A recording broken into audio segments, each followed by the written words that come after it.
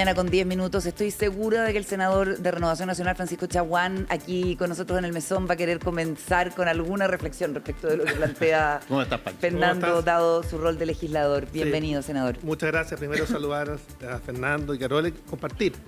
Cuando los populismos de las derechas irresponsables y los populismos de las izquierdas irresponsables finalmente comienzan a primar y la política no se redignifica como un instrumento al servicio de las personas y no busca los acuerdos posibles para los efectos de sacar adelante mejores condiciones de vida para los chilenos y las chilenas, se produce finalmente que la política se transforma en completamente irrelevante.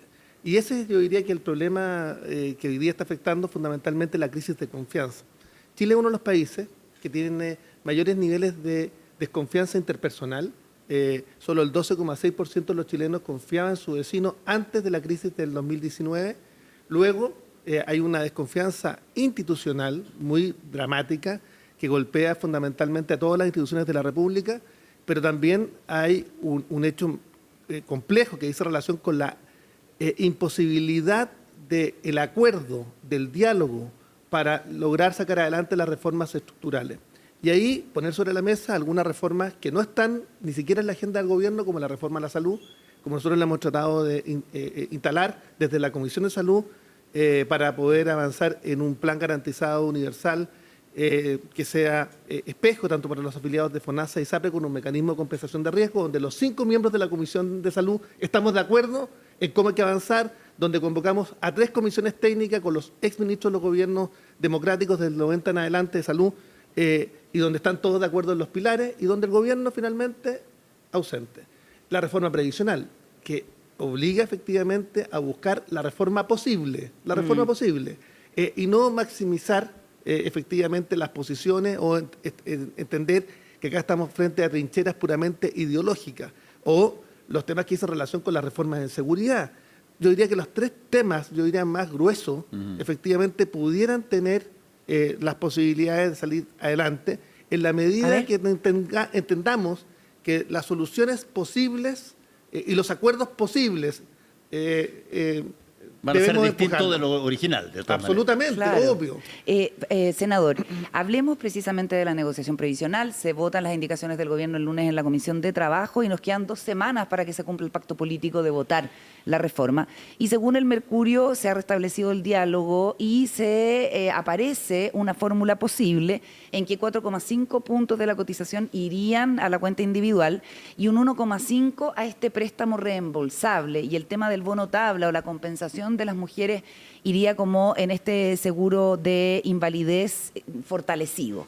¿A usted le parece que eso es algo razonable? ¿Ha escuchado de esto? ¿Tiene viabilidad? No, primero señalar que nosotros, por lo menos en las distintas oposiciones, los 27 senadores de las distintas oposiciones nos reunimos todos los días martes, estamos haciéndole seguimiento a cada una de las reformas y por tanto ninguna de estas conversaciones se está haciendo fuera de una mesa y de una bajada a los distintos senadores que tenemos que justamente cumplir con nuestro deber de despachar el proyecto en enero. El proyecto se va a despachar, el proyecto se va a despachar en enero. Ya. Eso quiero dar una ¿Usted descarta que se vote en contra de la idea de legislar? A ver, primero señalar que nosotros creemos que sin lugar a dudas la reforma previsional es urgente y necesaria.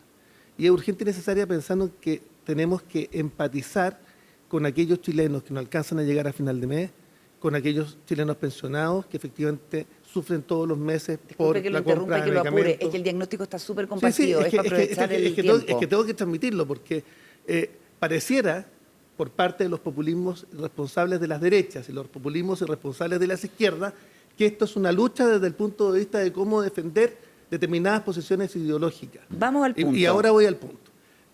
Acá tenemos que poner sobre la mesa otros elementos adicionales, aparte de lo que usted ha mencionado. Y yo soy partidario y hemos planteado, junto con Jimena Rincón, con David Sandoval, la posibilidad de establecer un seguro longevidad que ha estado siendo consultado con la OCDE para los efectos de establecer la posibilidad de un recálculo de las pensiones a los 88 años, que permitiría justamente de inmediato subir las pensiones del pilar contributivo en un 15%.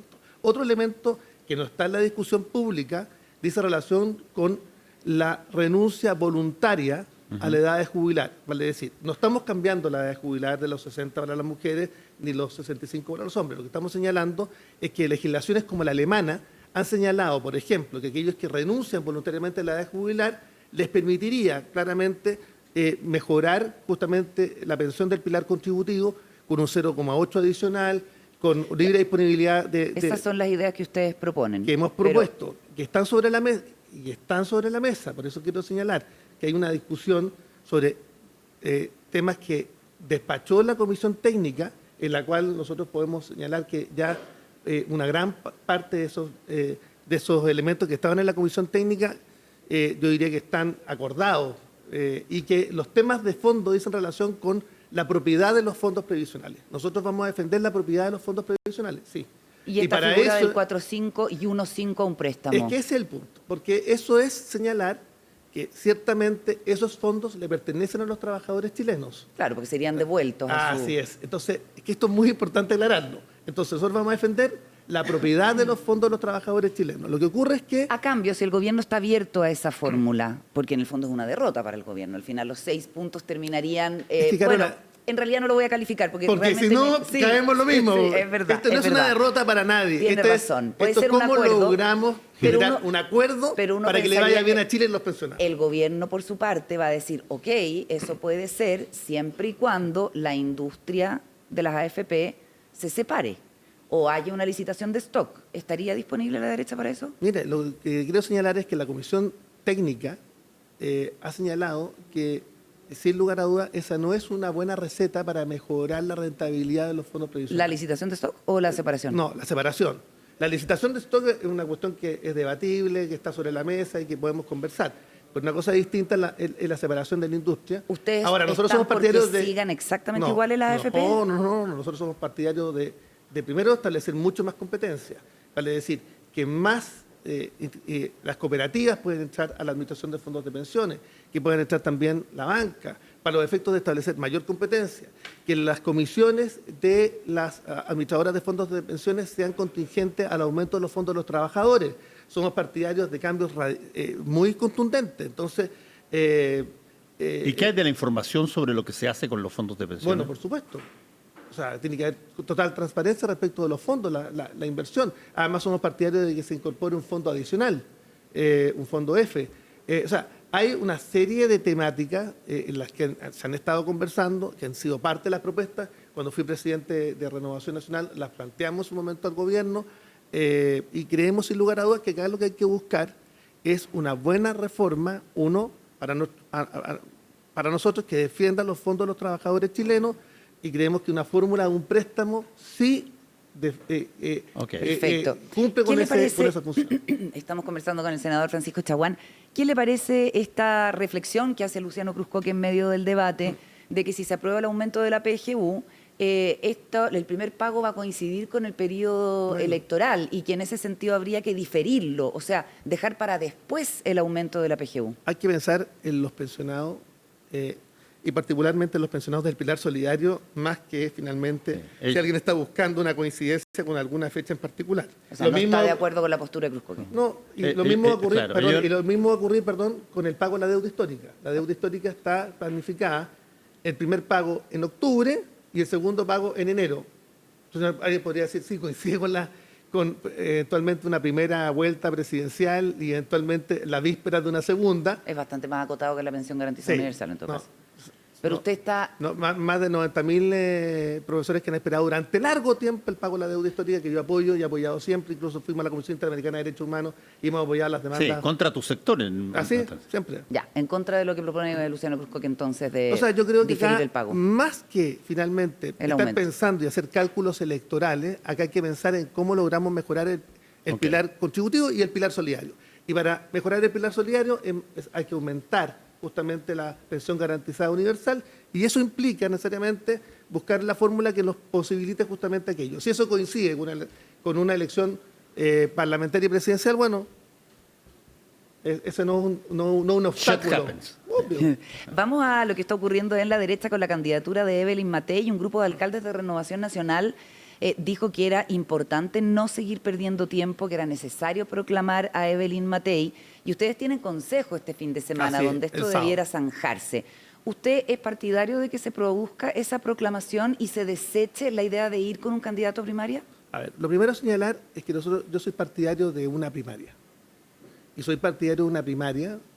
Bueno, ya hay parte de la derecha ya dijo que no, que es el caso de los republicanos. Sí. Bueno, yo estoy pensando en una primaria amplia del sector, Ok. que incorpore las distintas oposiciones. Yo he estado en conversaciones fundamentalmente con demócratas y amarillos. Ajá. Y aprovecho de decirlo públicamente, tal como se lo he dicho privadamente, invitar a Jimena Rincón, aparte de una primaria del sector, a lo menos de Chile Vamos y demócratas y amarillos, si es que finalmente republicanos, que ya cerró una puerta, y los socialcristianos, pero ciertamente nosotros creemos sin lugar a dudas que ampliar el horizonte de una primaria que vaya acompañado de un pacto electoral único, a lo menos de Chile Vamos, demócratas y amarillos, es una materia que yo he estado trabajando, abordando, que he conversado Pero en el fondo no. que he conversado con Evelyn Matei, que he conversado con el presidente del partido. Francisco, es que ahí hay una parte que quisiera, porque me parece que es una buena frase tuya, o sea, ¿tú consideras que amarillos y demócratas son parte de tu sector ya? No, yo considero que son distintas oposiciones y creo que Chile no tiene margen de error. A Chile se le acabó el margen de error y creemos que si en la elección presidencial y parlamentaria no logramos ganar la presidencia y ganar ambas cámaras, no habríamos contribuido finalmente a hacer los cambios que Chile necesita. ¿RN renuncia a tener una figura del partido en una primaria contra Evelyn Matei? Si acá no dice relación con los nombres, dice relación con los mecanismos. Pero una Y figura con de los RN tiempos. en una Primarias. primaria. Sí, no, a ver, Usted, por ejemplo. nosotros éramos partidarios. Yo no decidí no inscribirme, a pesar de que un grupo de te consejeros nominaron, sí. de la Tenían región ganas. metropolitana intentó inscribirme. ¿Por qué? Porque yo creo que acá lo que no hay que hacer es generar más fricción. Más bien, acá se ha puesto la carreta delante de los bueyes. Acá lo importante es definir mecanismo, definir participación e invitación amplia. Y yo quiero señalar lo siguiente, y ha sido también un sueño mío de incorporar justamente al centro político una coalición de centro y centro-derecha. Y yo sitúo básicamente a demócrata y amarillo en este orden de cosas. De hecho, le quiero contar que nosotros trabajamos en el Parlamento, los días martes nos reunimos las distintas oposiciones, nos reunimos los senadores de demócrata hasta republicanos en una misma mesa todos los días martes para planificar nuestro trabajo legislativo y actuamos de manera coordinada en la mayoría de los temas, yo diría que casi el 90% de los temas. Y en ese mismo contexto, por ejemplo, la declaración que hemos formulado en el caso de la dictadura que se transformó en un usurpador del poder, está firmada por los 27 senadores. Si usted ve En caso de las Venezuela. últimas declaraciones que se han hecho en el Senado, son de los 27 senadores, vale decir. Ya, pero no me saca de la duda de lo que va a pasar el fin de semana, porque hay harta gente en RN que está por proclamar a Evelyn Matei. Sí. ¿Usted es de esos? O sea, yo creo que Evelyn es una tremenda candidata, una candidata que tenemos que cuidar, es aquella que tiene la mejor performance del sector. Yo creo, sin lugar a dudas, que ella va a ser un aporte muy relevante, pero yo creo que exponerla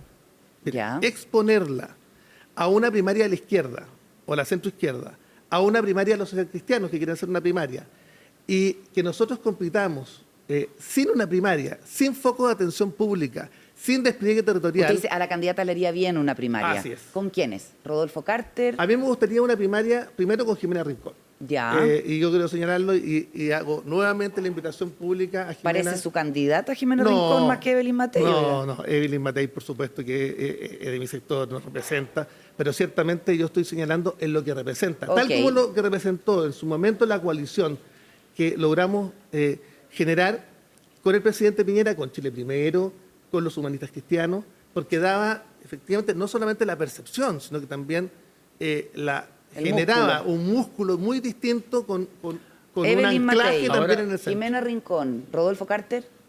Mire, Rodolfo Carter es una buena carta, es un buen liderazgo. Yo tengo entendido que él ya tiene tomada la decisión de ser un reemplazo mío en la región de Valparaíso como senador. En el Senado. Así es. Pero ¿Y usted ciertamente... qué hace? Usted no puede No, reelegirse. yo no voy a la reelección por una ley que yo mismo Impulsó. soy autor. Sí. Muy bien.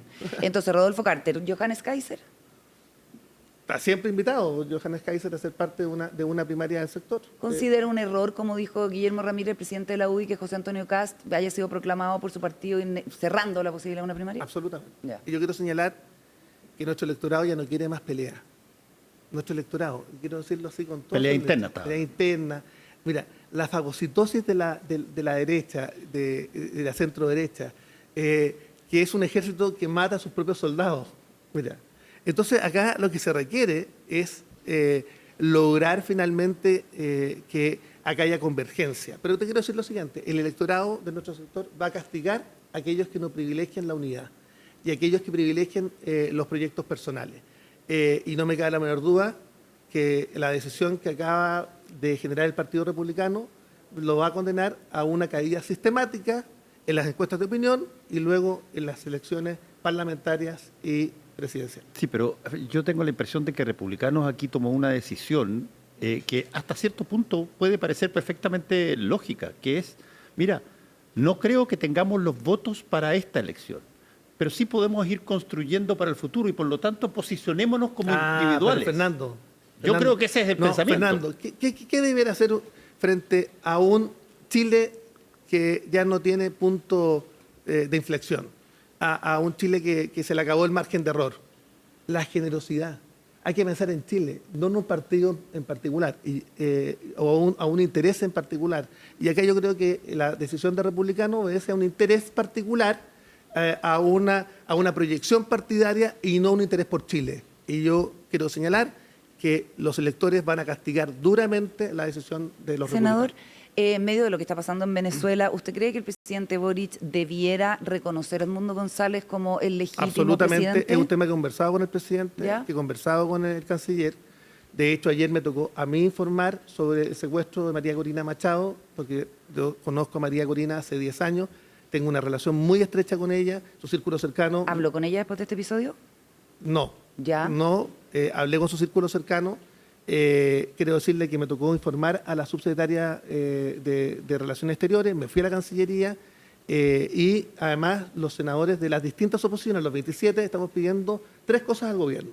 Primero, que adhiera a nuestras acciones que ya están emprendidas ante la Corte Penal Internacional, tal como emprendimos acciones en contra de Netanyahu y el exministro Galán de Israel, también emprendimos acciones en contra de Nicolás Maduro y básicamente con el abogado Juan Carlos Manrique, que aprovecho de agradecer su disposición para este efecto, y ciertamente nosotros pretendemos que el gobierno remita antecedentes y se haga parte justamente de nuestra acción ante la Corte Penal Internacional.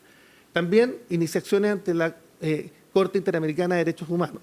Se convoque a el Comité Permanente de la OEA justamente para que en definitiva se condene al usurpador del poder. Quiero decirle que a partir de hoy día, Nicolás Maduro deja de ser un dictador, ya era un dictador. Ahora pasa a ser un usurpador del poder de acuerdo a la norma constitucional establecida en la Carta Magna venezolana. Y además quiero decirle que acá se consolida un modus operandi. Porque tal como dijimos en su momento, que había habido fraude electoral con Capriles, la gente se olvida. Sí.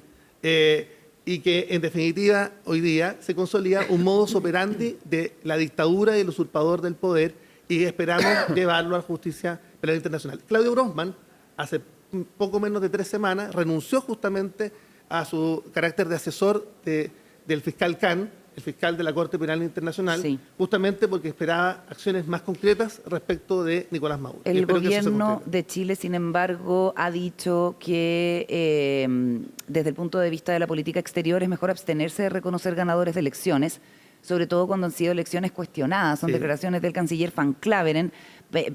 Preferimos mantenernos en esa posición y dice... Yo le explico por qué esa declaración. Uno podría imaginar otros casos, dijo, no los quiero individualizar, en que ha hado disputa respecto de quién fue el ganador efectivo de una elección, obviamente remitiendo al tema de Guaidó. Yo le voy a contar cuál es la razón de esa declaración. Porque lo hemos conversado con el canciller y lo hemos conversado incluso con el presidente. Es que en su momento, reconocer al presidente encargado, al presidente Guaidó, efectivamente no provocó un cambio desde el punto de vista del ejercicio del poder.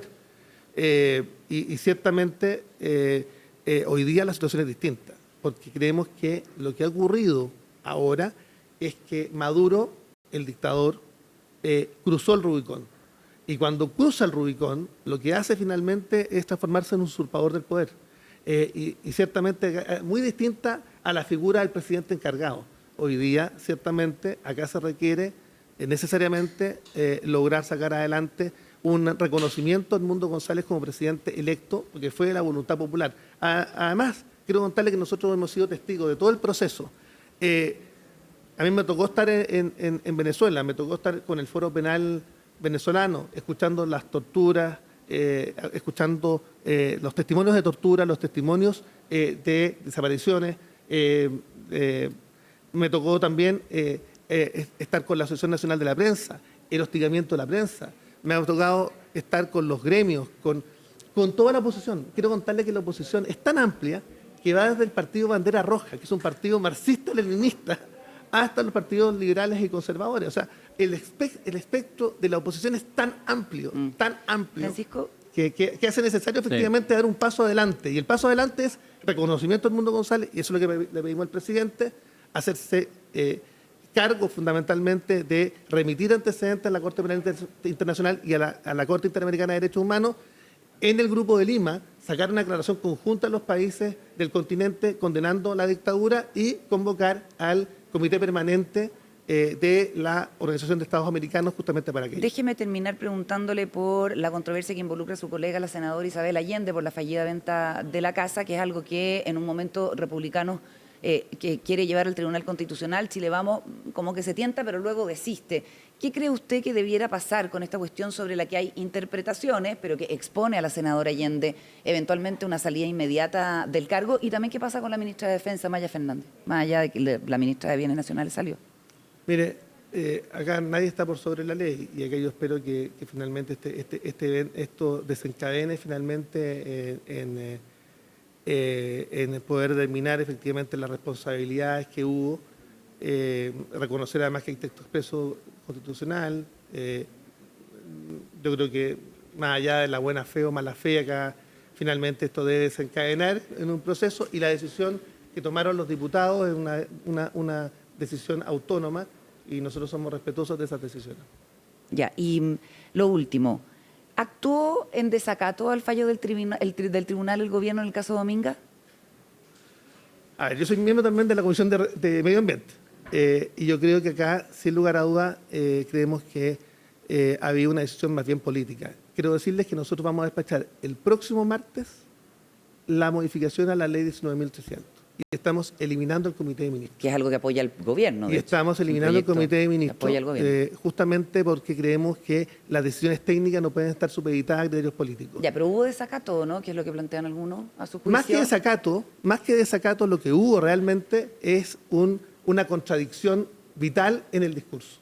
Porque si por una parte se está promoviendo la inversión, la certeza jurídica, por otra parte finalmente son los criterios puramente políticos los que imperaron en Dominga.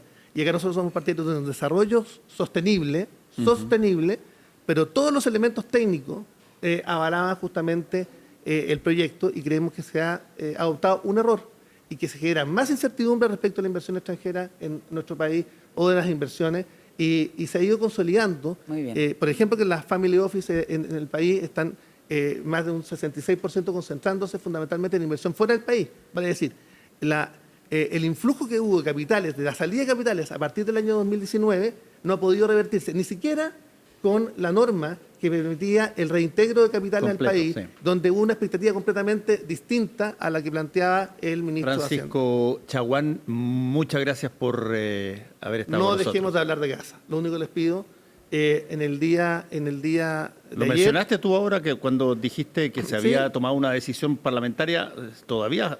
sí, lo que pasa es que anoche colonos israelíes atacaron a Abu Falal, al norte de Ramallah, incendiaron Abu Falal, una localidad palestina.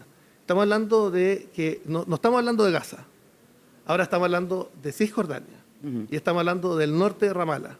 Entonces yo quiero decirle, no dejemos de hablar de Medio Oriente, no dejemos de hablar de Palestina, y no dejemos de hablar de la solución biestatal, que reconozca un Estado israelí y un Estado palestino con fronteras seguras y reconocidas internacionalmente. Muchas gracias, Gracias, senador Francisco Chaguán. Chaguán, que te vaya bien. Oye, vamos a estar el lunes en Tolerancia Cero con el senador Rodrigo Galilea después Sí. del Consejo General de Renovación Nacional, así que aprovechamos de informarlo. Nos vamos a la pausa A ver, rápido. de qué remesones pueden haber ahí. Sí. No ¿Llegará verá la ser- candidata Matei? ¿Llegará la candidata? Seguro. ¿O de repente aparece el ¿Aparecerá? candidato Chaguán? ¿Tendría, que dejar ya. ¿Tendría que dejar de militar en la UDI?